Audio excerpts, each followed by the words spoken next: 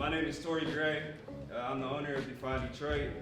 Happily here hosting this event where all of you are welcome to ask questions to Mr. Anthony Adams about the political agenda and opinions and perspectives of Detroit. I want to open this event up with my good brother here that is becoming a better and better friend by the day, Rue Anarchy, spoken word artist, new to the craft, but extremely exceptional. So from here, just go ahead and take it away, man.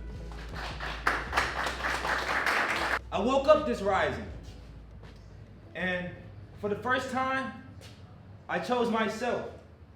Today, I needed some mind space, a little TLC to myself for my mental health. I woke up this rising, and for the first time, I chose myself, no longer waiting for the rays of the most passionate being I know to show me how to glow. How to glow. This is what it means to be the GOAT. Isn't it quite humorous to know? To know what, you might ask?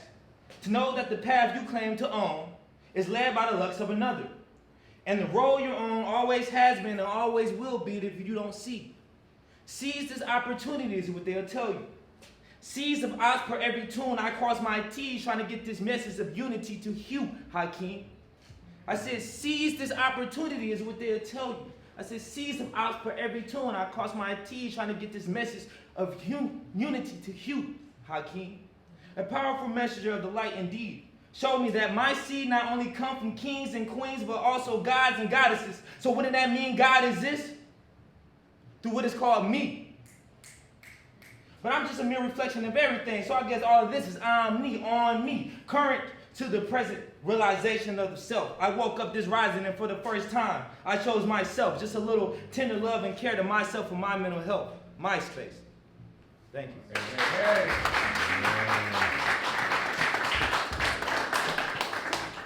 The next artist is the first place winner of the Motown mic competition, and a good brother of mine. We've been building a relationship over the past couple of years as artists, watching each other grow, and I'm super grateful for his presence today. So go ahead and clap it up for Kyle Mack.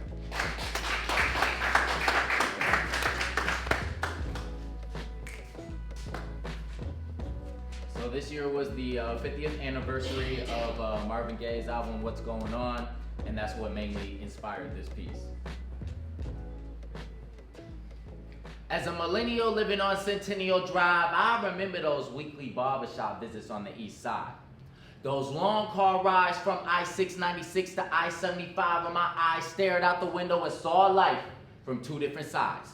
I'm talking from picket fences to picket signs, from sunshine to dark side, from gentrified to genocide, from homicides to suicides. Get this.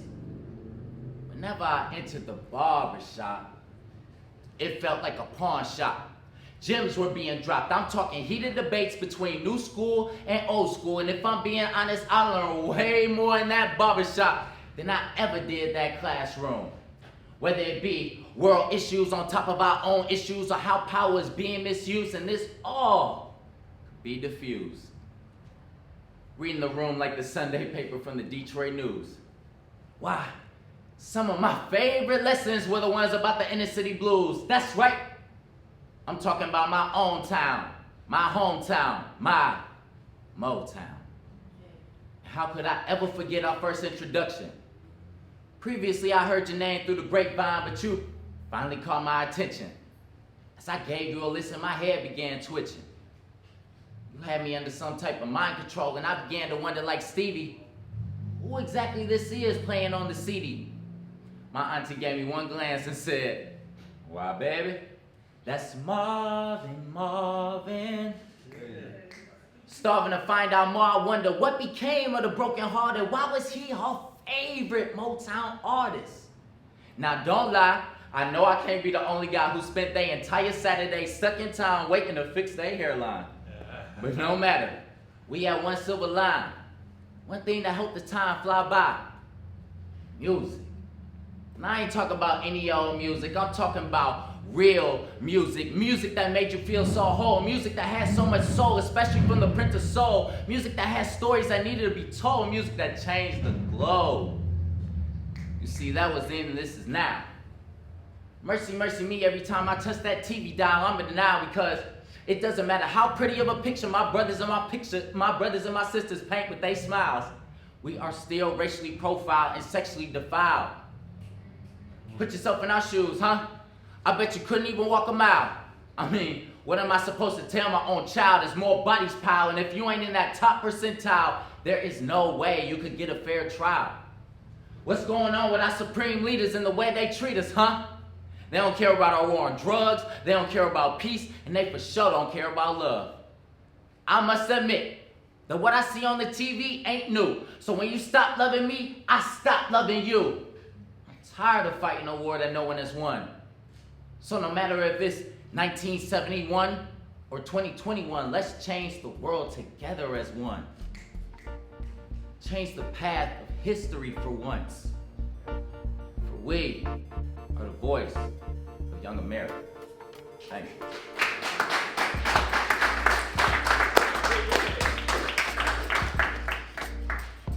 The last artist before we hop into this Q&A and open it up to the crowd to ask questions is a newer acquaintance of mine, Sony Blakk. I've seen her perform one time. That's all I needed to see. Blew me away. So without further ado, Sony Blakk, clap it up.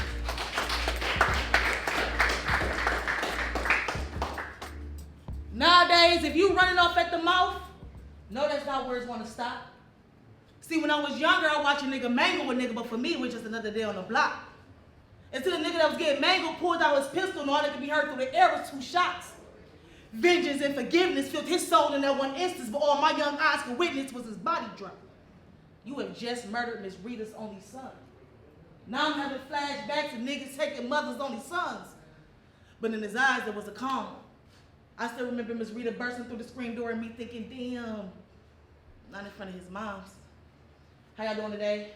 My name is Sony Blakk, SONY_BLAKK on Facebook and Instagram. I'm gonna get right into my 2 poems. The first one is called Black History on Civil War. I wonder what they're gonna say about us when we become Black history. I'm talking about when the timing is 2,166 and the question on how we got here becomes a mystery. I wonder what we have overcame or what we have backtracked. Slipped backwards to change use only as physical assets. Because honestly, the blood that runs so deep in Selma streets mean little to us. We get our taste of freedom, we start riots, looting, fucking our own shit up. But I remember back in the day when there was masters, I was talking about way before the Ku Klux, the penalty was 50 lashes for an untamed nigga. But see, I'm not calling you one. I'm just saying I'd rather talk about our future and what's to come instead of the past. Because the present is what the future's gonna be looking at. And we are the message carriers, the forwarders or the destroyers. See, we need to check which message we carry. Is it the forwarders or is it the destroyers? And I'm not throwing shade on the comfortable shade that our forefathers has made, I'm just simply pointing out facts. We got way too damn comfortable riding on our forefathers' back. It's time we pay our respects and carve our own path instead of throwing a temper tantrum over a struggle we weren't even blessed to have. Besides, this generation is weak. We couldn't survive a boycott, let alone sacrifice our life for peace. We too busy handing out pieces of our soul and proclaiming that we're holy, thinking, speaking, plotting evil, and pray that no one's noticing. It got me praying that no one's noticing. How something so vibrant can create so much hopelessness. How something so promising can become so compromising. All because we lost the ones who we supposed to confide in. Can someone please enlighten me on where the hell the wise is? Mark chapter 3, verse 25 says the house cannot stand and shall fall if divided. So it shouldn't be at all surprising that the generation is dying, especially since we're killing ourselves. 36% of us has fell victim to some kind of addiction, and it's us that are dealing ourselves, worried about the wrong things. Things that have been occurring in this world before Christ graced this land with his feet. So there's a high probability you likely die before racism becomes extinct. But since there's a possibility, I can understand that's what you want to fight for. I'm just saying if our houses are divided, they will penetrate our walls and there'll be nothing but more. More of our black men in jail failed by the system. More of our bodies in Detroit, more of no family care enough to claim them. More of them killing us, worse, more of us killing ourselves. More deadbeat dads, more motherless children, more of our kids growing up too damn fast and dying too fucking young. So before we grab our shoes and sword and insist on this uncivil war, it's about time we get our houses in order so we can understand what the fuck we're fighting for. Rewind. One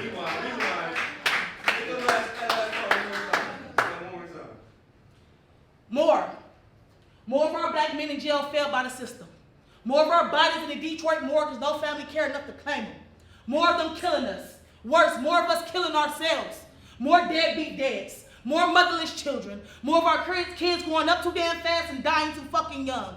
So before you grab your shoes and sword and insist on this uncivil war, it's about time to get our houses in order so we can know what the fuck we fighting for. This last one I'm gonna do, it's called Survivors. It hit me hard. A lot of things that was happening around with our black brothers and sisters, sons and daughters dying at the hands of cops. And so I made this poem. I hope y'all enjoy it. Fuck how many was killed. Fuck how many was shot. Because when the police ride past my spot, they leave no survivors on my block. They say those could have been innocent policemen that did everything by the book. I say I know a lot of niggas live and die for their children. In and out of courtrooms right now because of childish ass women.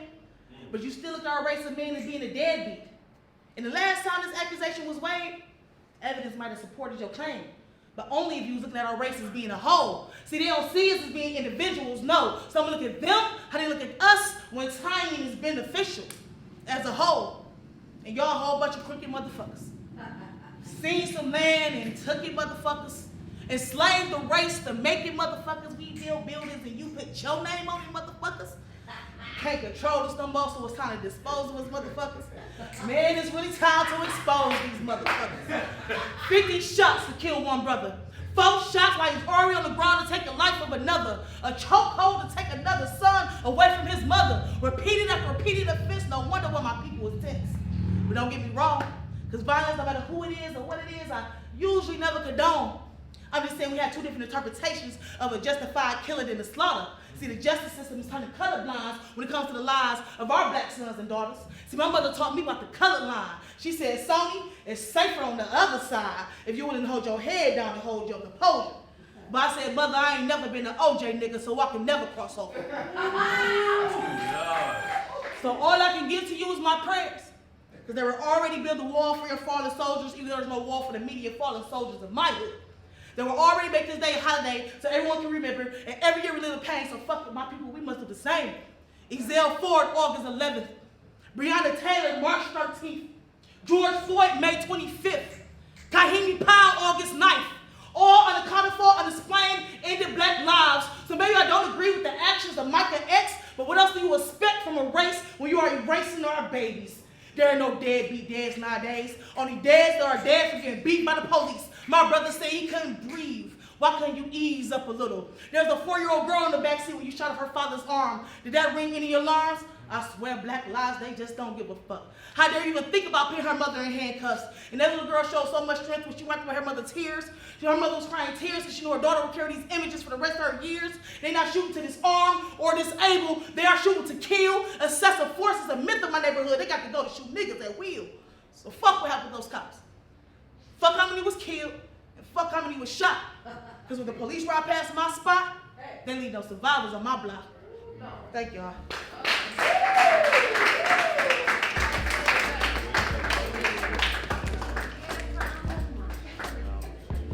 Okay.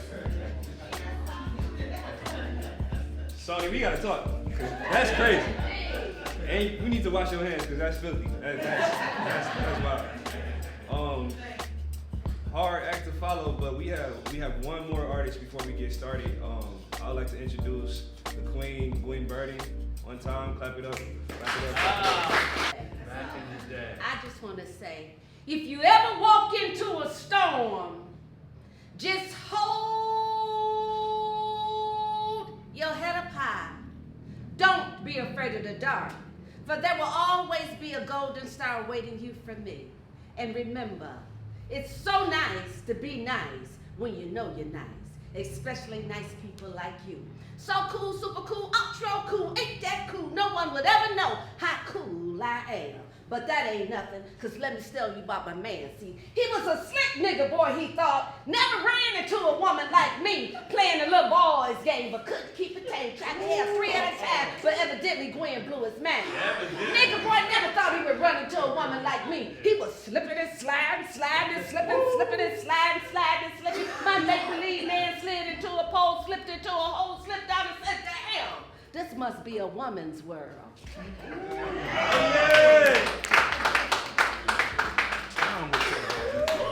All right. So before we get started, I want to appreciate the energy that y'all just gave the artists. That's amazing. It's a difficult thing to come up in front of people and share art, which is by nature vulnerable, and it's also a difficult thing to plan an event where you invite anybody out to ask questions about the actions that you intend to take. So, with that being said, I would like to open up this question and answer with Anthony Adams here, and let him start it off.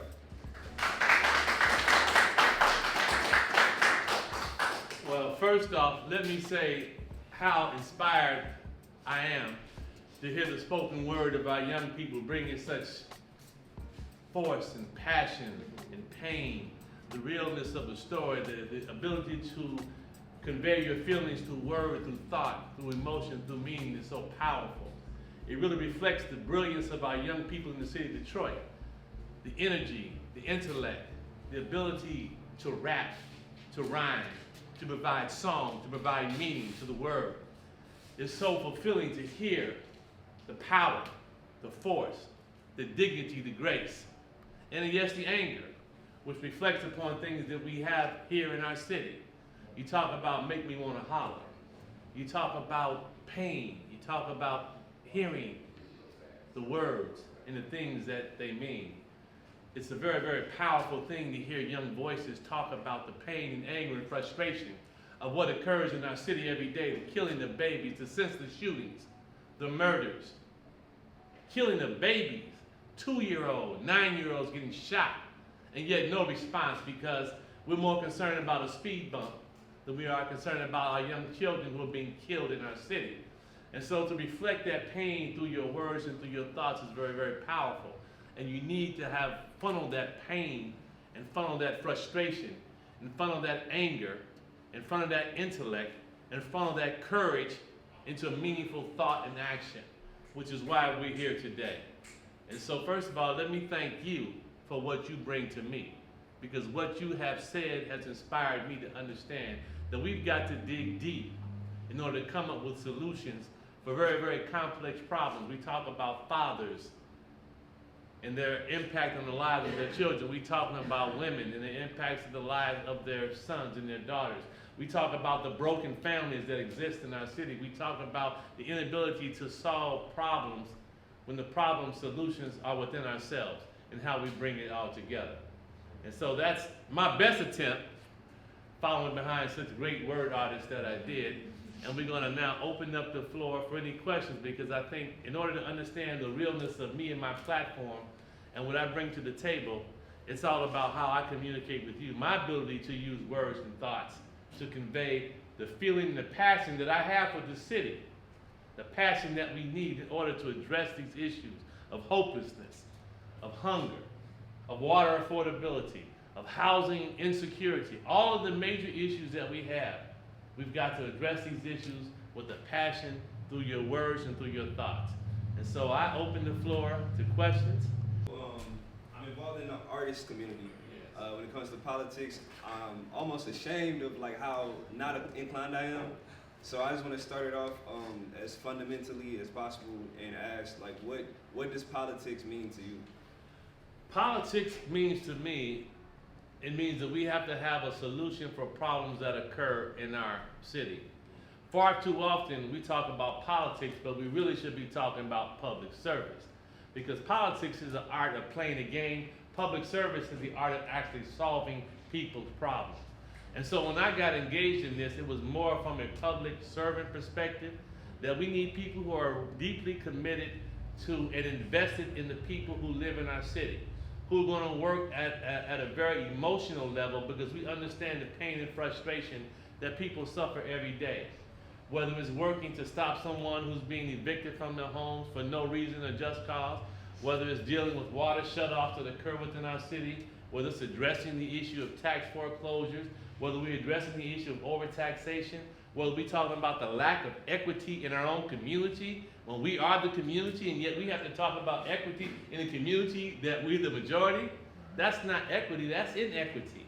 And it's an insanity that surrounds that thought process. So I look at politics as a game.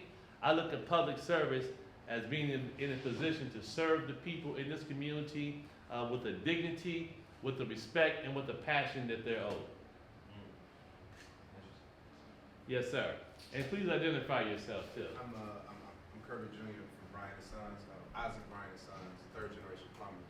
I see a lot of people on a daily basis. How can I be of service to help in your campaign to get your message out there? Well, this campaign, we tell everybody now, is about the soul of Detroit.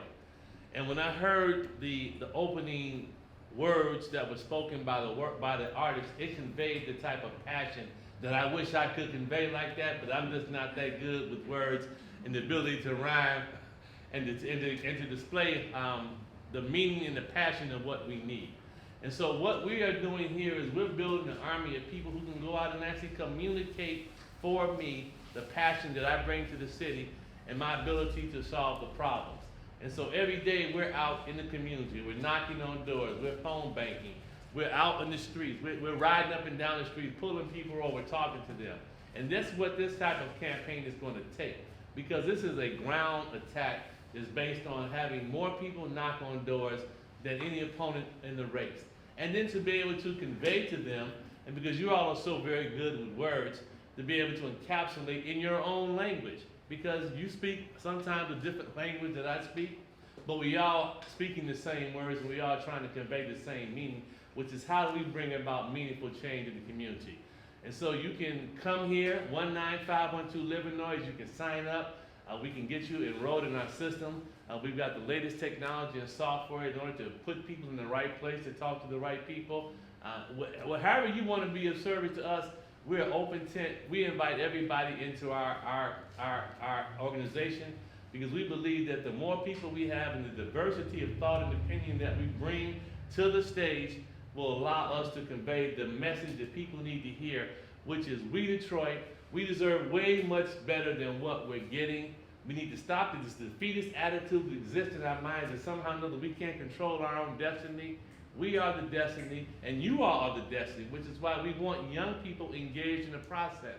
Because this is a situation where you need all the energy, all that energy, all that energy, all that passion being brought to the table so that people understand this is about you. I'm just a vehicle and a vessel to communicate an idea, to stand up and fight the powers that be, because people in Detroit need to see that there is a fight, they're worth fighting for. And I think people oftentimes in this city don't believe that there's anyone that will fight for them. And so that's what this campaign is all about. How do we bring people to the table who want to talk and who want to be about the action and the public service necessary to do what we need to do? Yes? I noticed that a lot of recreation centers is getting tore down. Yes. The one right by my house that I grew up by, Boys and Girls Club one. Since COVID, our children, well, not my children, but the children haven't children haven't had too much to do.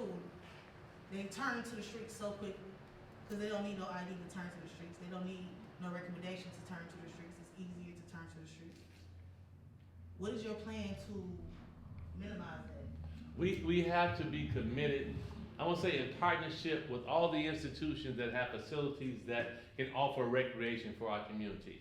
And so whether that means you have a church gymnasium, which is open in the neighborhood, where you have a church that's very active, whether you have a school facility or building that exists and is not open during the summer, whether you're talking about recreation centers that have been closed and need to be reopened, whether you're talking about the multitude of children's organizations, whether it's the football clubs, the hockey clubs, the soccer clubs, all these organizations that exist to provide service have to be held accountable and provide the level of service that they need.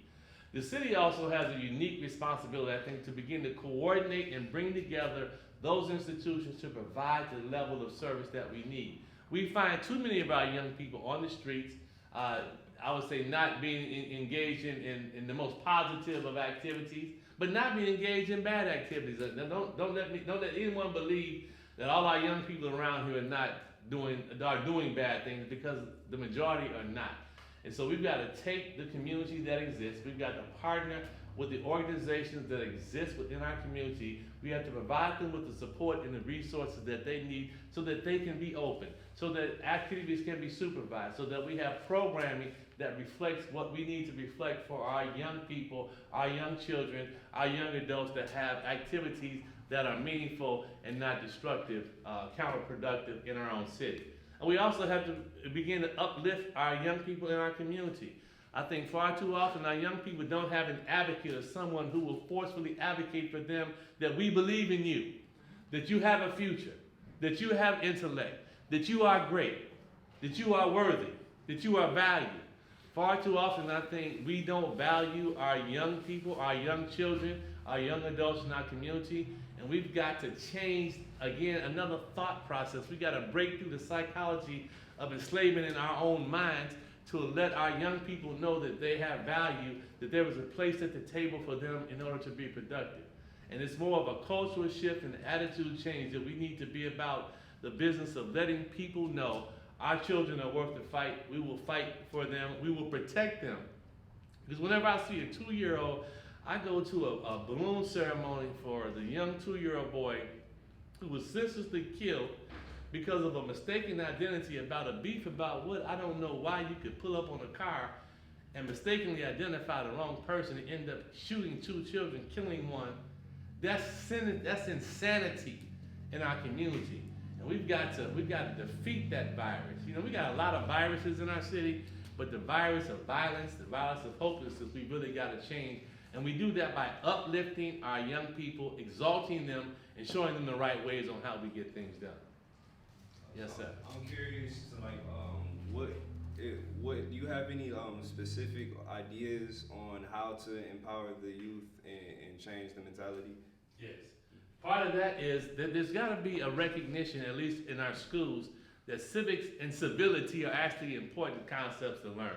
You know, when I was in school, it seems like ages ago, civility, learning how to be nice, learning how to be respectful for people were things that were ingrained within the curriculum. And we've gotten away from that. And so we've got to begin to instill within our education curriculum the thought that how do we get along and be civil to one another? How do we engage in discourse without resorting to violence? How do we have the ability to express ourselves without being angry? How do we control our anger in situations where we feel like we've been pinned up and we've been disrespected? That's a part of it. The second part of it is actually having leadership programs for young people to assist them in accepting roles of responsibility. You know, again, there was the Boy Scouts, the Girl Scouts, the Cub Scouts. There are a lot of organizations and civic youth programming that we need that has to be much more stronger in terms of providing the leadership, the skills, and the trainings that we need. They provide a lot of dollars for a lot of different things, but when we talk about how we hold people accountable for the dollars that they spend in the program that they're supposed to enact, I think we fall short on that. And so we've got to have a clear roadmap for how we can help our young people move through life.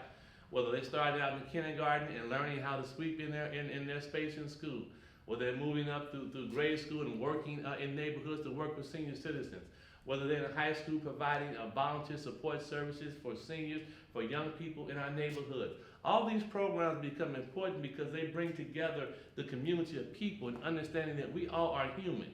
Part of what we are seeing here is that there was a lack of humanity in our own city, which is why you can pull up on a car and you can shoot indiscriminately, or you can jump out of a car and shoot without reason, because we don't respect one another's lives, and we have to begin to respect one another. And that requires the mayor to use the bully pulpit and to speak on these issues. The mayor cannot separate himself from the everyday life and existence which exists in our city. He's got to lay down a clear path of what's necessary and what's important for our young people. And training our young people, providing them with education, providing them with support, the wraparound services, helping their parents where they have situations and issues where they need help.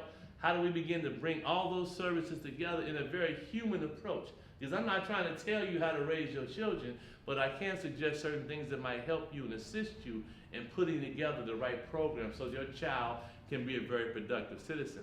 I fundamentally believe, just because of how I was raised, that every parent wants the best for their child. They just may not know how to communicate that. And so I think the parent has to be open to accepting some help.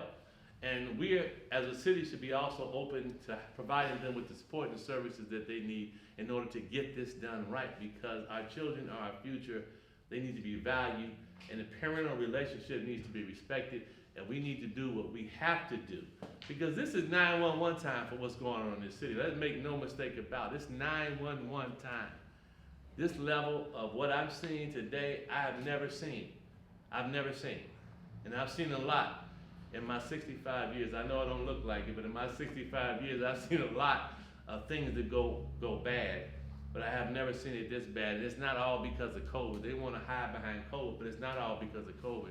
It's because of a lot of other things. So when you close schools, when you close libraries, when you close recreation centers, you're going to create a toxic cauldron for yourself that ends up with the problems that we have.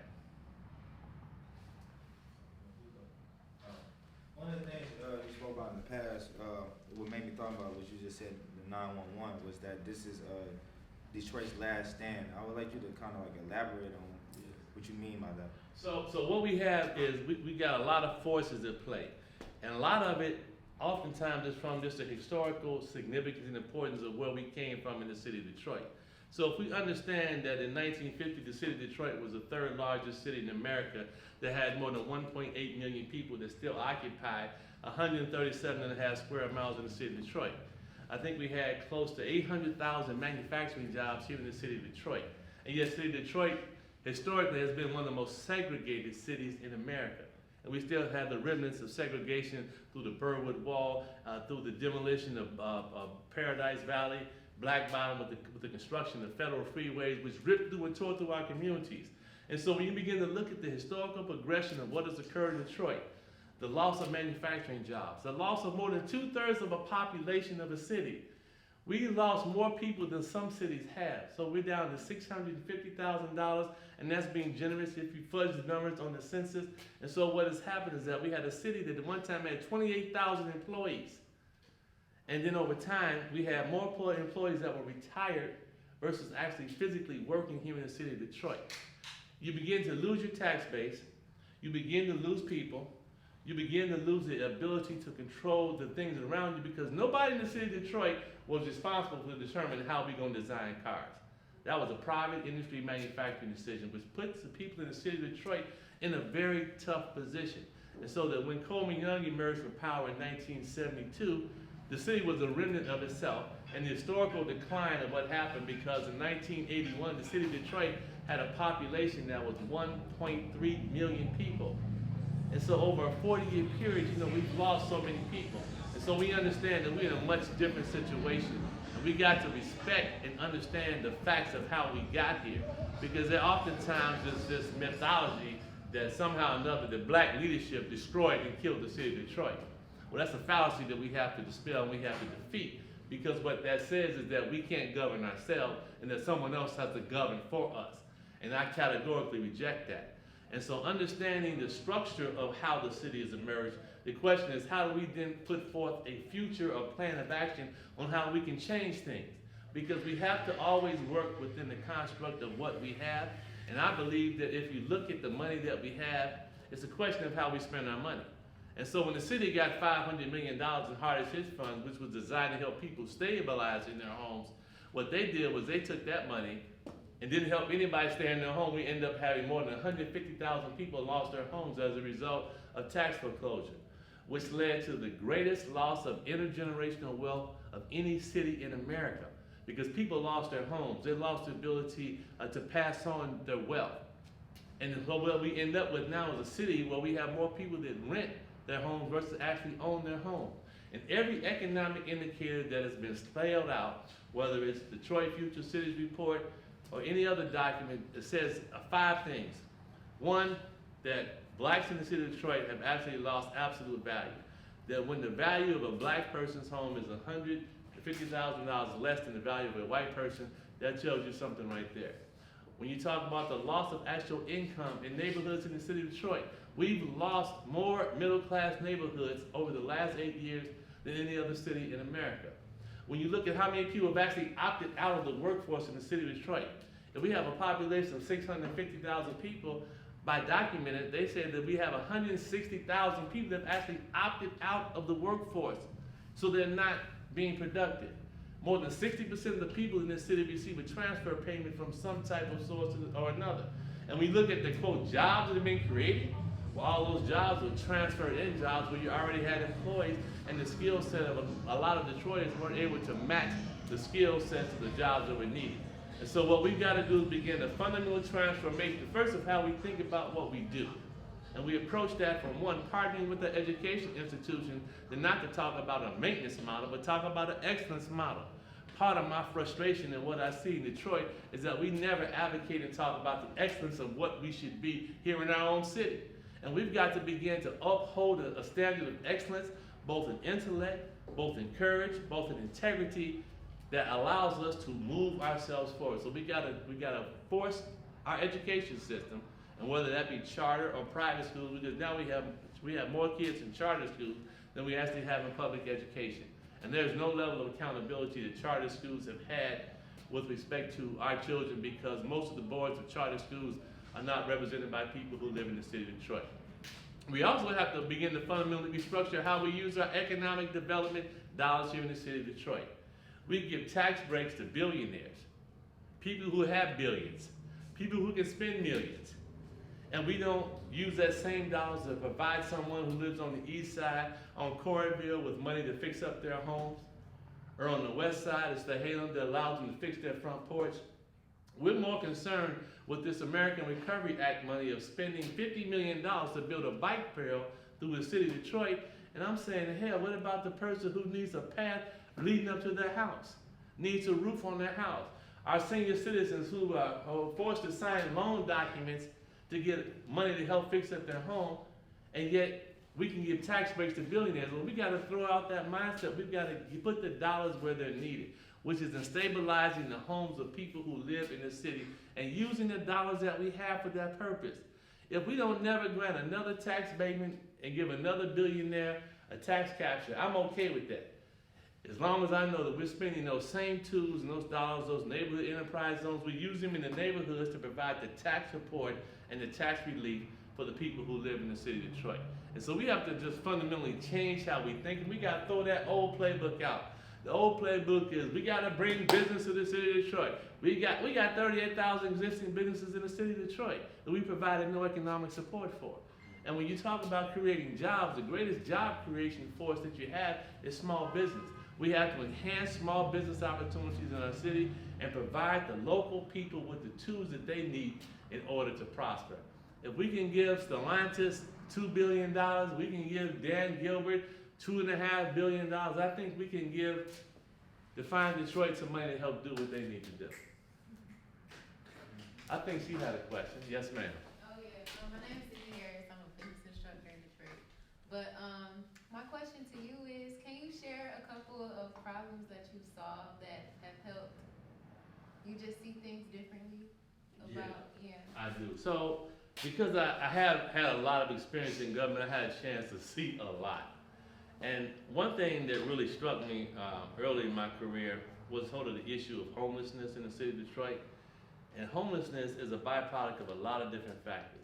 Some of it's mental, some of it's economic, some of it's social. And how do you begin to change how you provide and direct services to the homeless population in the city of Detroit? And so when we were planning the Super Bowl back in 2005, 2006, we studied a lot of models of what other cities did throughout the country. And what a lot of cities did was, when it came time for the Super Bowl, they literally would round the homeless population up in the city. They would put them in a bus and move them out the city. Well, we said we weren't going to do that. And so what we did was we began to work with the homeless providers throughout the city who do different things. And what we discovered was that you have a lot of providers who want to do everything, but they all aren't good at anything. They all aren't good at anything. Some of them are good at housing, some of them are good at social programs, some of them are good at home feeding programs. And so what we began to do is transform the system of delivery so that we put people where they were good. So if you provide great housing, then we supported you in your housing program. If you were good at providing mental health services, then we provided you with those types of services. If you were good at feeding program, we provided you with the feeding program necessary to do what you need to do, which allows us to consolidate services in a manner that was humane and provided folk with what they needed. The other thing has to do with the issue of water affordability in the city of Detroit, because the water affordability issue has been increasing and becoming the major stumbling block on people staying in their homes. When you look at most people's water bills in the city of Detroit, they have a drainage fee component and they also have a water bill component. And oftentimes the drainage fee component is much different and much higher than the actual water component. And so what that tells me is that you've got to look at how the infrastructure of the city was developed. It was developed to have a system that essentially took all the water and forced it through a combined sewer overflow system. Well, that's very expensive to maintain. And so what we've got to do is we've got to begin to transform our thinking and move into a green technology approach. How do we begin to divert more water out of the system? How do we use our parks to create a recreation water conservation districts? A job creation strategy that allows you to employ people who may not be at high skill level but can do things associated with transforming the land and doing things differently. We've got to begin to change how we think about things because we have to approach it from, I said, a 22nd century approach versus 21st century. It's got to be much different fundamentally because the problems that we have to address are much different. And so those will just be two areas. And then the whole economic development, we got to scrap that whole model because I think it's built far too strong on providing subsidies and benefits for big people when we really need providing the subsidies and benefits for the small people who operate in the city of Detroit. Yes, ma'am.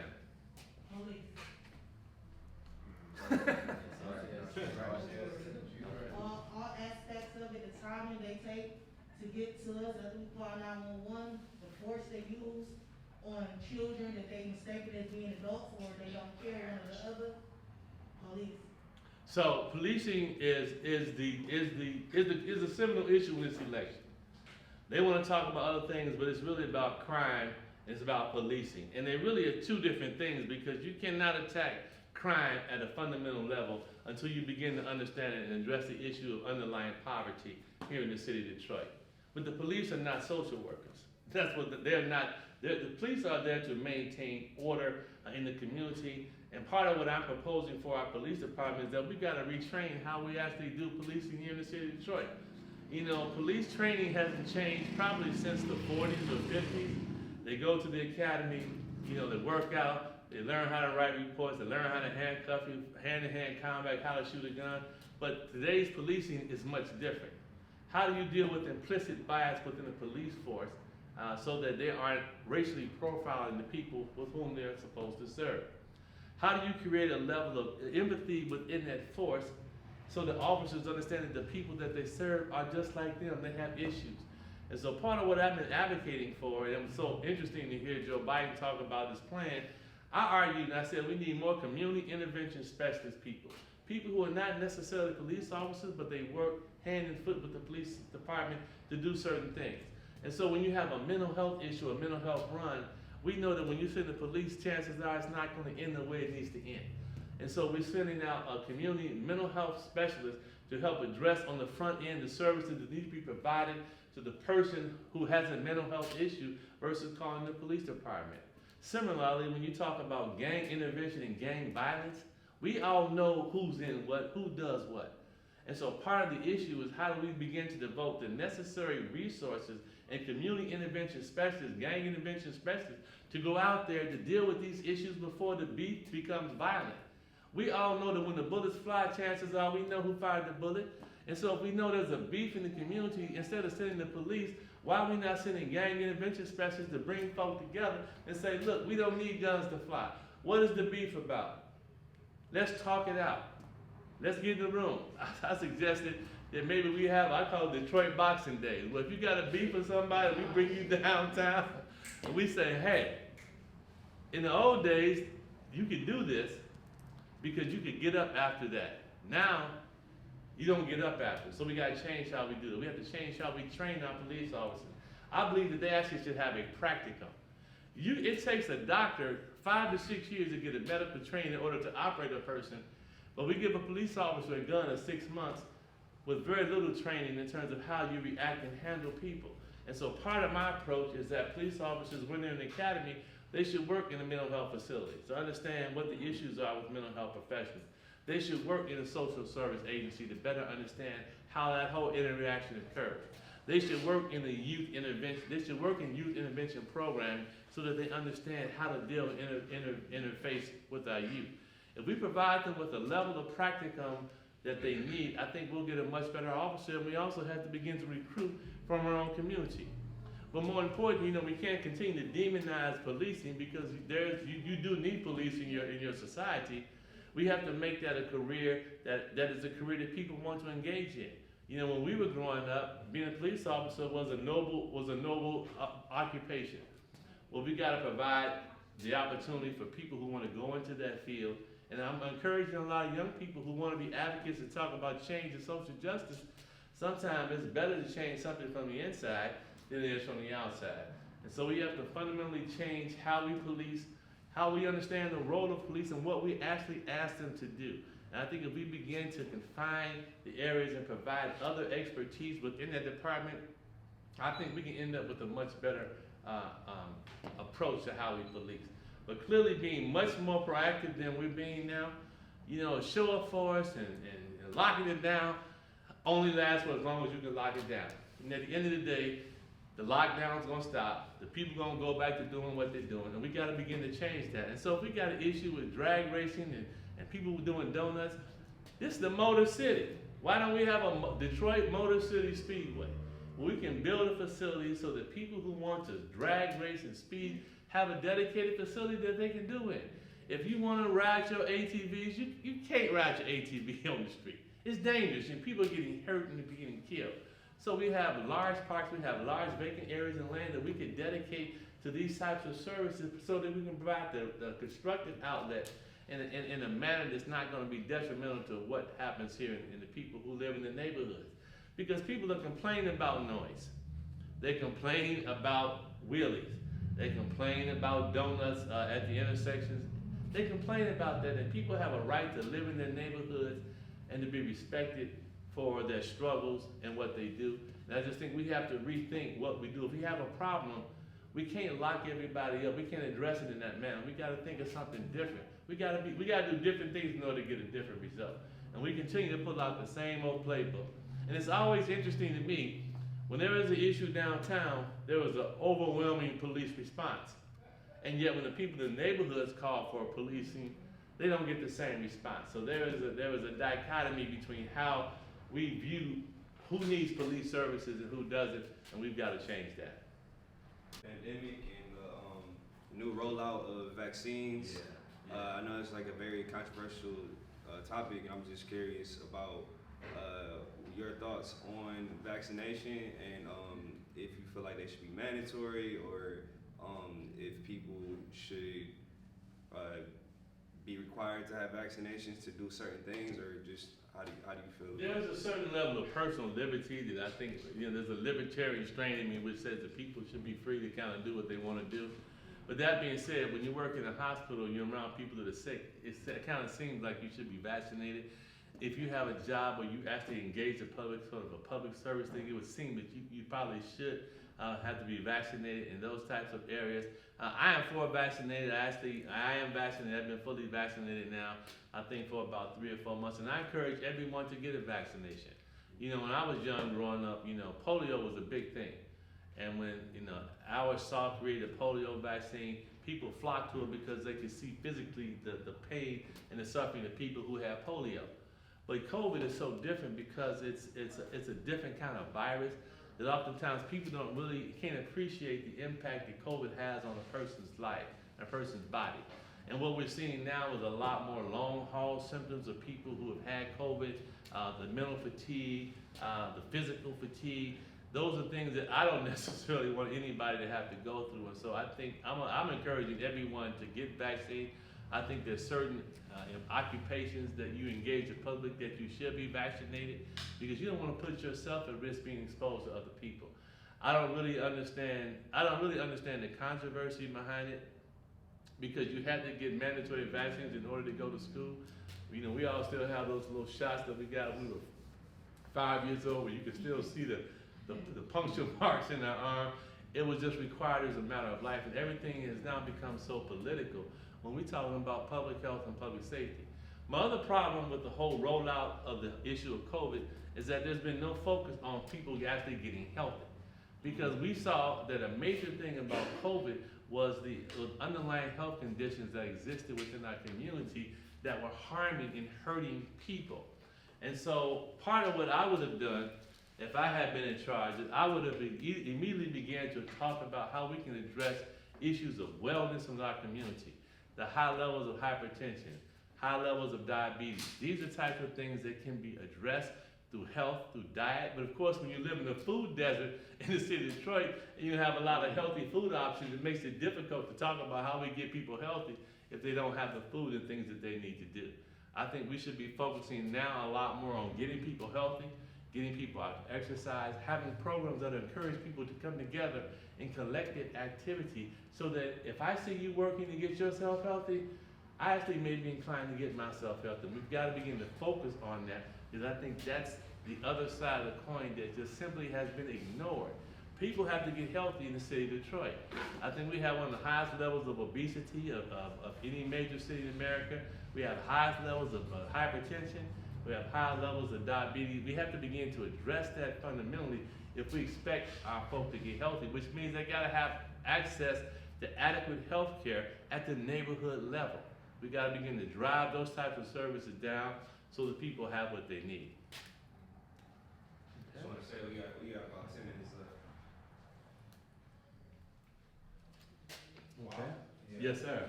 Why would you be a better fit than the current mayor? Because there is a certain level of empathy that I think you have to have for the people who live in the city, and I don't think it's been demonstrated.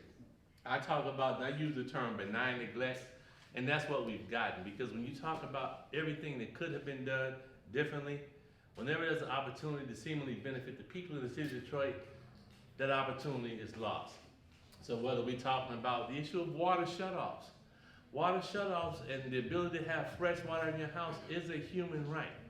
Now we understand that there is a cost associated with this, so why are we not developing a water affordability model that allows for people to maintain water service in their homes and yet pay literally what they can towards their bill because people need to have fresh water? When we talk about the issue of the overtaxation, the $600 million, well, there was no opportunity given to provide people with any type of support. There should have been a program immediately developed, regardless of when it occurred. There should have been a program immediately developed because people were actually impacted by the $600 million overtaxation. And how do I provide you with tax relief on a forward-going basis that will not harm the city financially, but will provide you with the compensation and reparations that you need? The conversation about reparations is a very important issue because it does recognize the systemic nature of racism that exists in our community. And we see it when we have issues of insurance redlining, because we still have the highest insurance rates in America. When we talk about inability to have access to capital for black businesses in the city of Detroit because of the economic banking redlining that exists. When we look at the mortgage lending issue, why is it that blacks are being denied mortgages in the city of Detroit at twice the level of whites that actually apply for mortgages in the city of Detroit? That's a structural racism issue that clearly needs to be addressed from the issue of a reparations conversation and how we can begin to formulate a program necessary to help people do what they do. When you talk about the issue of policing and community intervention strategy, there's so many fundamental differences between me and my opponent. I believe that my skill set and my relationship with the community and my ability to understand how to move the system in a manner that's going to benefit the people makes me a much better fit for the people who live in the city.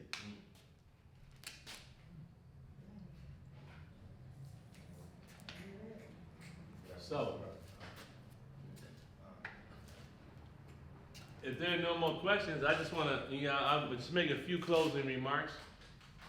Let me once again thank you all for coming out and sharing with me your words, your passion. and your vision for the city of Detroit. I think too often times in this conversation, young people's voices are not heard, which is why we're trying to do different things to bring young people into the process, to let you all understand that you have a voice, you have a friend in the mayor's office when I'm elected. You have a person who understands that you need modern venues to ply your trade. And I've been to a couple of your venues, and they're wonderful, but I think we can help you.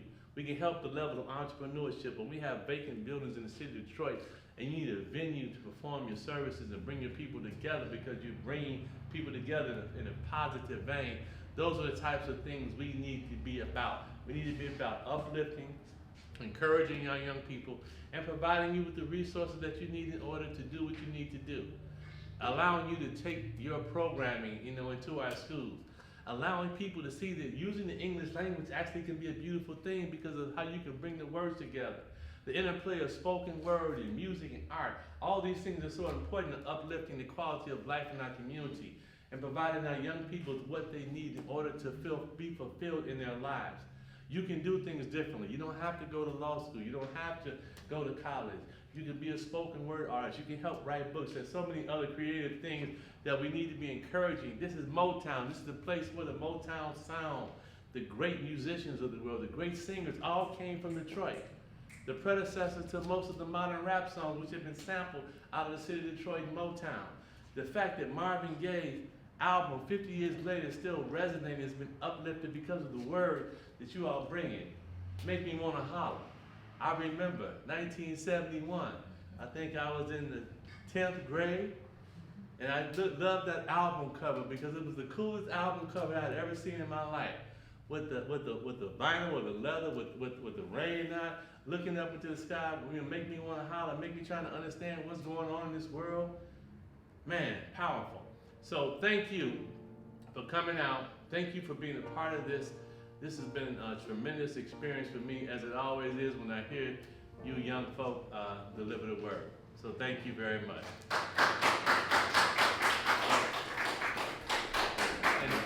Okay, and a man taller than me, that's a good thing. Okay. Yes, sir. All right. So, one thing before y'all get up out of here, Define Detroit is hosting a brunch on Saturday where we get entrepreneurs together to share information, resources, business experiences. We got a live band and another artist performing as well. So the tickets are at redefinedetroit.com. And if you want more information, just come talk to me. But I just want to thank you guys for coming out, and that's all I got. Yeah, sure. Hey, there. Can all the artists who spoke Oh yeah, come up? everybody, yeah.